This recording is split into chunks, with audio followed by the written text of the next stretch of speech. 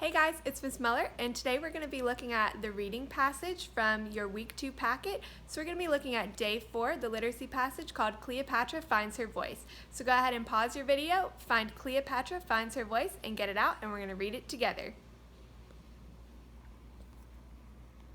So you should be looking at the passage like this, and we're going to start by reading through it. So I'll read it out loud, and I want you to read along with me with the video. So it says, 11-year-old Princess Cleopatra sailed the Nile River on the royal barge. Her father, the King of Egypt, played his flute. They were sailing from their place in Alexandria to cities along the Nile. The king would often lead important ceremonies. Cleopatra watched for slithering crocodiles and yawning hippos. Sometimes she would catch a glimpse of a sacred ibis bird tiptoeing along the marshy banks. As the royal barge sailed, people crowded the banks, hoping to see the princess and her father. They sang and chanted and threw flowers, but it bothered Cleopatra that she could not understand what they said. Her father explained that the people of Egypt spoke Egyptian, while Cleopatra's family spoke Greek. So here we have a picture of Cleopatra and her father, and then the people.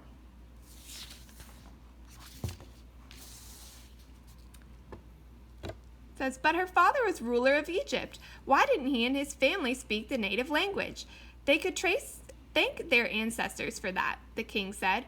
The royal family traced its history back 250 years to the time of the Greek conqueror Alexander the Great.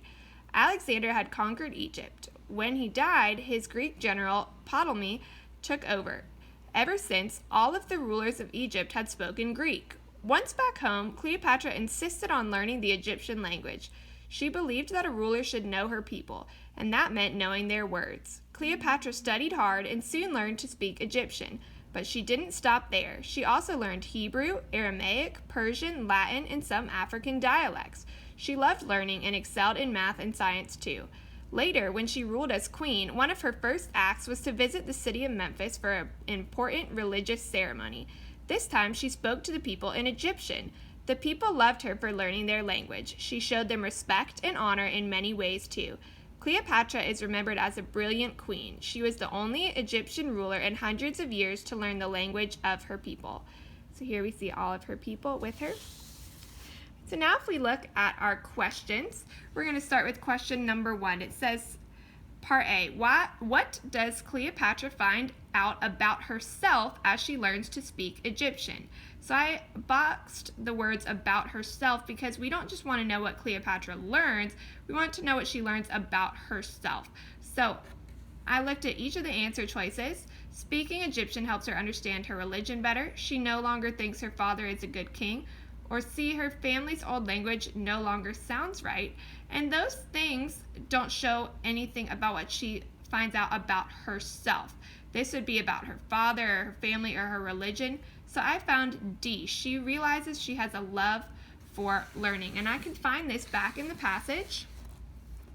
If I look at paragraph 7, it starts talking about the language. And if I look all the way down to paragraph 9, I find my answer to number 1. It says, Cleopatra studied hard and soon learned to speak Egyptian, but she didn't stop there. She also learned Hebrew, Aramaic, Persian, Latin, and some African dialects. She loved learning and excelled in math and science too. So here's where it tells me that answer. When she starts learning Egyptian, she figures out she loves learning. If I look at number 1, Part B, it says choose 2 details that support the answer to Part A. So one detail we just learned is that she doesn't just learn Egyptian, she also learns all these other languages. So A supports it also.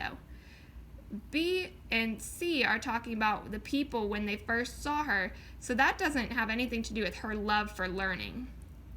D is also about how they don't speak Egyptian, they speak Greek. So that's not about her love for learning. We want E, where it says she loved learning and excelled in math and science too. For number 2, it says, why doesn't Cleopatra's father speak Egyptian? And I chose answer A. Rulers of Egypt had spoken Greek for 250 years. And we see this back in paragraph 7, like I said, where it says they could thank their ancestors for that, the king said. The royal family traced its history back 250 years to the time of the Greek conqueror Alexander the Great. And then ever since, all of the rulers of Egypt had spoken Greek.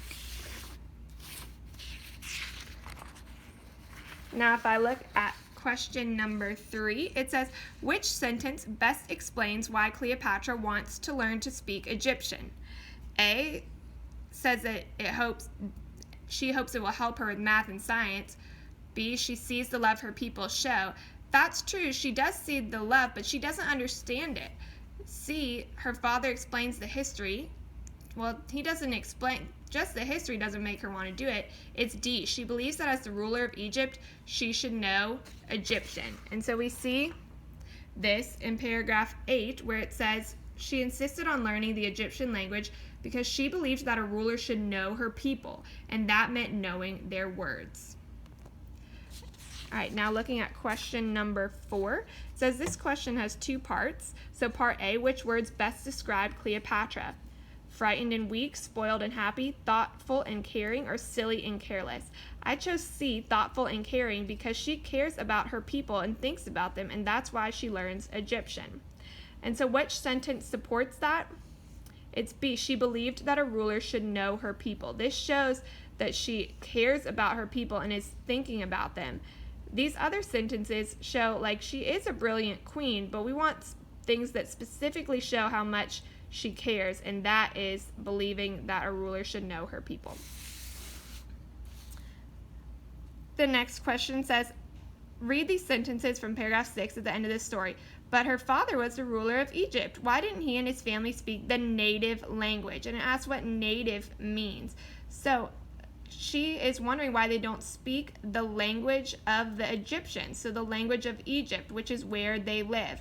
And so that is local. The local place is where you are, where someone is from, or where they are like living in that place. So local, the language of the local people would be the language of the people who live in Egypt, in that spot. Then if we look here, it asks us to complete a character trait chart of Cleopatra. So I said she was thoughtful, hardworking because she learns lots of different languages. She's smart, caring, and respectful. And so the actions, she learned Egyptian so she could talk to her people. She learned lots of different languages. She did well in math and science, and she showed her people respect and honor and ruled Egypt. So I can find all of these traits and actions if I look back in my passage, talking about how she showed them respect and honor, she's a brilliant queen, how she learned to speak the different languages, how she believed rulers should know their people. So we can find evidence for all of those things back in the text.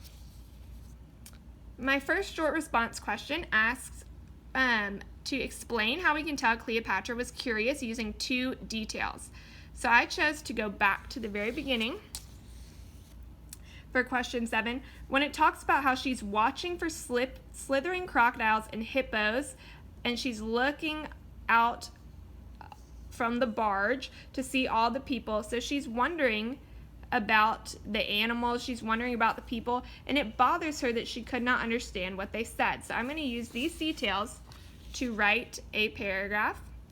So I'm going to restate the question. Cleopatra is curious because, and then I tell you why. She wants to learn more about the world around her. When her barge sails through the Nile River, she watches out for different animals.